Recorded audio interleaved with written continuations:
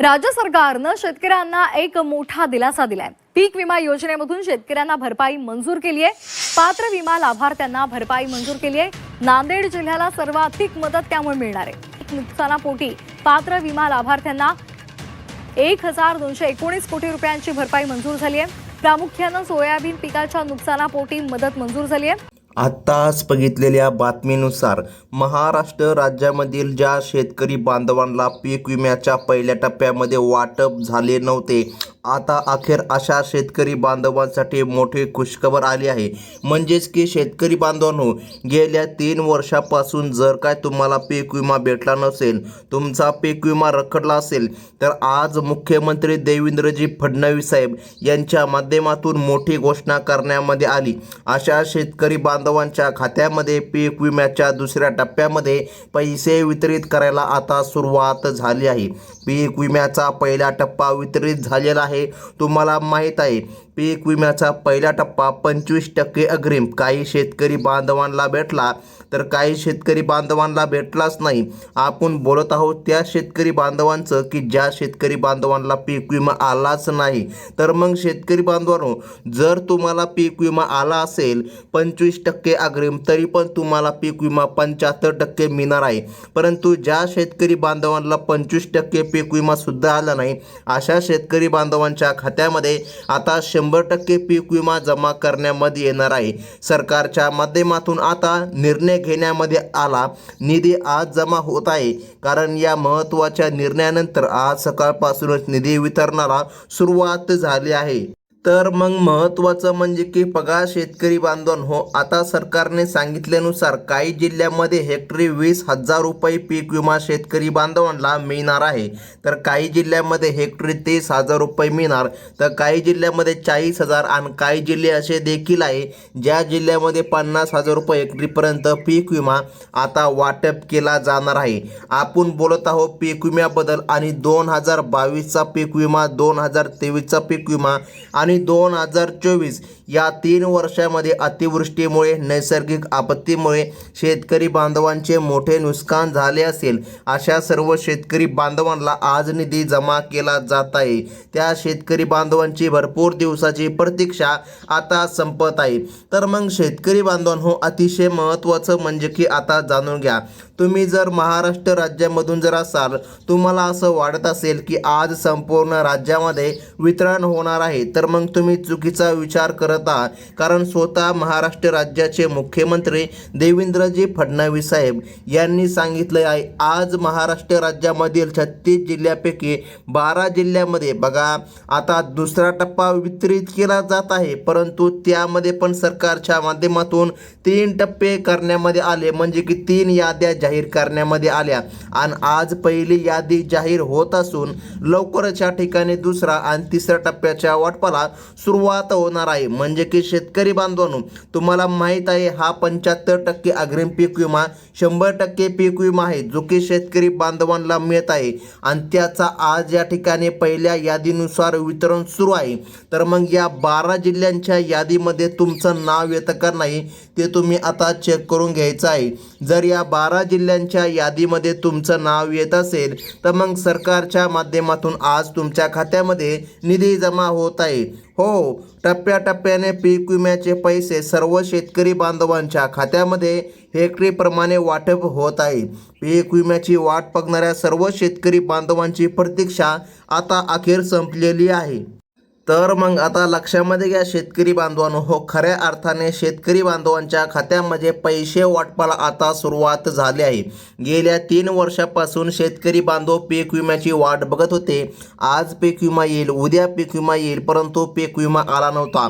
आज स्वतः महाराष्ट्र राज्य सरकारच्या माध्यमातून निर्णय घेण्यामध्ये आला आणि या बैठकीमध्ये महाराष्ट्र राज्याचे उपमुख्यमंत्री एकनाथजी शिंदे साहेब आणि त्यानंतर सुनेत्राताई पवार, अजितदादांच्या पत्नी या सुद्धा उपस्थित होत्या। त्यानंतर महाराष्ट्र राज्याचे मुख्यमंत्री देवेंद्रजी फडणवीस साहेब यांनी तिघांनी मिळून आता निर्णय घेतला आहे आणि खऱ्या अर्थाने शेतकरी बांधवांच्या खात्यामध्ये पैसे जमा करायला आता सुरुवात झाली आहे। तर मग शेतकरी बांधवांनो, आता अतिशय महत्त्वाचं म्हणजे की जाणून घ्या, तुमचा जिल्हा प्रमुख जिल्ह्यांपैकी असेल तर तुमच्या खात्यामध्ये पीक विम्याचे पैसे वाटप होतील.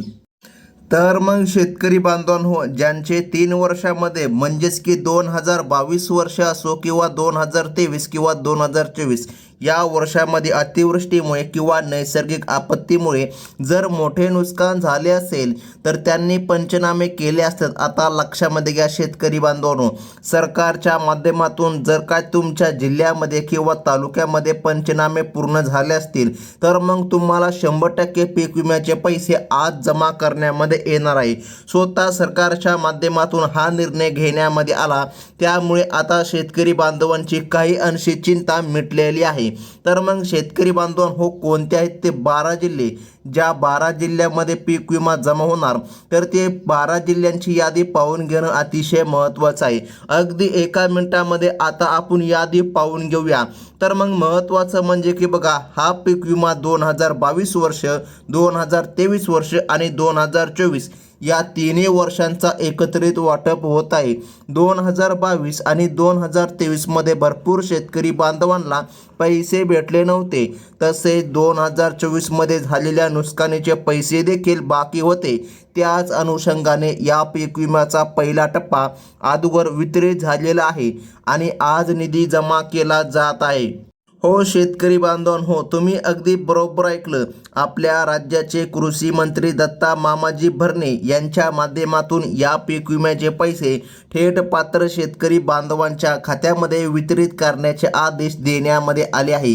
आज निधी जमा होत आहे. भरपूर शेतकरी बांधवांना आता लक्षामध्ये घ्या, पीक विमा भेटला नव्हता त्यांना देखील पीक विमा भेटणार आहे. जर तुम्ही सोयाबीन पिकाची लागवड केली असेल, त्यानंतर कापूस पिकाची लागवड केली असेल किंवा तूर, मूग, हळद, ज्वारी, बाजरी अशा 50 पिकांच्या नुकसानीसाठी जास्तीत जास्त पीक विमा वाटप होत आहे. या 50 पिकांपैकी कोणत्या पिकाचे नुकसान जर तुमचे झाले असेल तर तुम्हाला पीक विम्याचे पैसे वाटप होत आहे. या ठिकाणी तालुका निहाय पीक विमा रक्कम जाहीर झाले असून 75% पीक विमा यादी वर्ष 2024 बघा 32 जिल्ह्यामध्ये जाहीर झाला आहे. आता बघा 32 जिल्ह्यामध्ये जाहीर झालं सध्या पुरतं, परंतु आज सरकारने सांगितल्यानुसार 12 जिल्ह्यांची यादी सरकारने जाहीर केली. तुम्हाला माहीत आहे शेतकरी बांधवांनो, आपल्या महाराष्ट्र राज्यामध्ये 36 जिल्हे आहे आणि त्यापैकी आज 12 जिल्ह्यांचा क्रमांक लागला आहे. तर मग आता महत्त्वाचं म्हणजे की जाणून घ्या, या 50 पिकांपैकी कोणत्या पिकाचे तुमचे नुकसान जर झाले असेल तर तुम्हाला पीक विम्याचे पैसे वाटप होत आहे. ते आता आपण अतिशय महत्त्वाचा मुद्दा आहे, ते आता आपण लक्षामध्ये घेणार आहोत. तर मग महत्त्वाचं म्हणजे की जाणून घ्या, 2025चा पीक विमा कधीपासून वाटप होईल, तसेच अर्ज पात्र ठरला आहे का याची माहिती सुद्धा आपण आता देणार आहोत. सर्वात अगोदर आपण बोलणार आहोत 2022, 2023 आणि 2024 या तिन्ही वर्षांचा पीक विम्याचा निधी जमा केला जात आहे. राज्य सरकारने दिलेल्या माहितीनुसार सरसकट सर्व शेतकरी बांधवांच्या खात्यामध्ये पीक विम्याचे पैसे वाटप केले जाणार नाही. जे शेतकरी बांधव या पात्रतांमध्ये बसत असतील त्यांच्याच खात्यामध्ये पैसे वाटप होतील, अशा प्रकारची माहिती आज सरकारच्या माध्यमातून देण्यामध्ये आली आहे. बघा शेतकरी बांधवांनो, आज निधी जमा होत आहे. या पीक विमा योजनेमध्ये बऱ्याच प्रकारे घोटाळे झाले असून अपात्र लोकांनी देखील अर्ज भरून पैसे लाटल्याचं दिसून आलं आहे.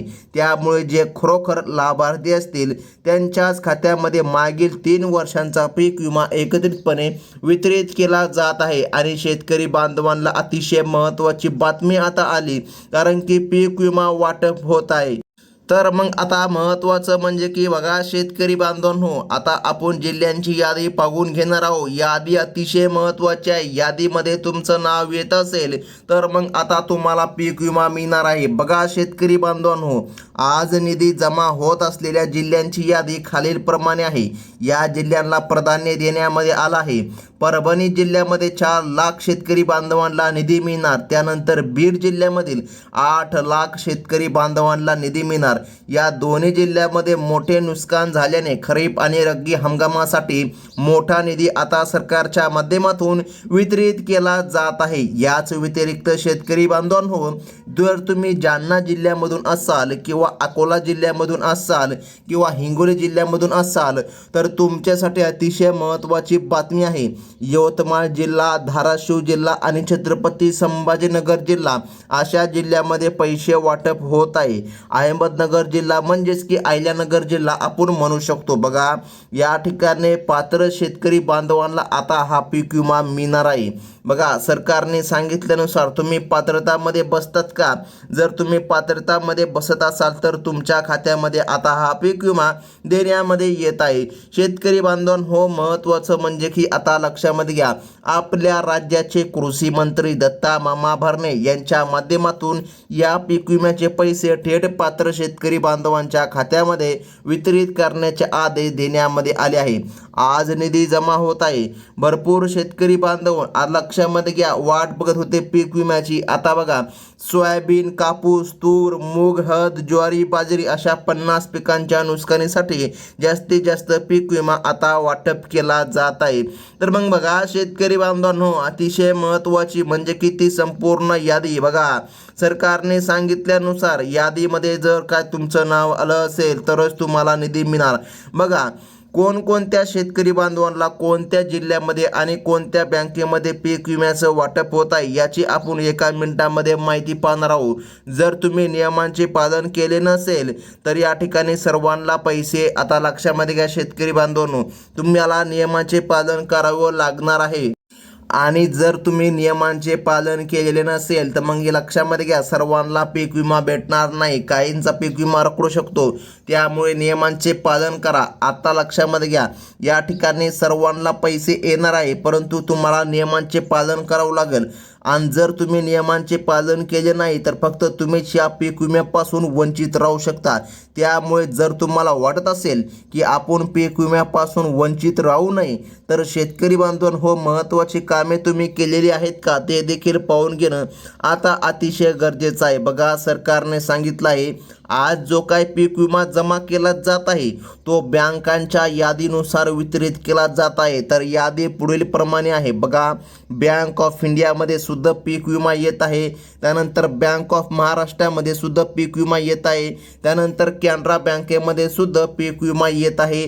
त्यानंतर ICICI bank, Kotak Mahindra bank. बघा, आता या ठिकाणी IDFC बँक, त्यानंतर IDBI बँक, त्यानंतर HDFC बँक, तसेच state bank of India, Maharashtra Gramin bank, Indian post payment bank यासोबत सहकारी बँकांचा सुद्धा समावेश सरकारने केलेला आहे. बघा, खाजगी संस्थांचा सुद्धा समावेश सरकारने केला. सोसायट्यांसारख्या बँकांचा सुद्धा समावेश सरकारच्या माध्यमातून केलेला आहे. महत्त्वाचं काम म्हणजे तुमचं आधार कार्ड तुमच्या बँक खात्याशी लिंक असायला पाहिजे, तेव्हाच तुमच्या खात्यामध्ये आता पीक विमा जमा केला जाणार आहे. आणि अतिशय महत्त्वाचं म्हणजे शेतकरी बांधवांकडे फार्मर आयडी कार्ड असायला पाहिजे, तेव्हा शेतकरी बांधवांच्या खात्यामध्ये आता निधी जमा करण्यामध्ये येणार आहे.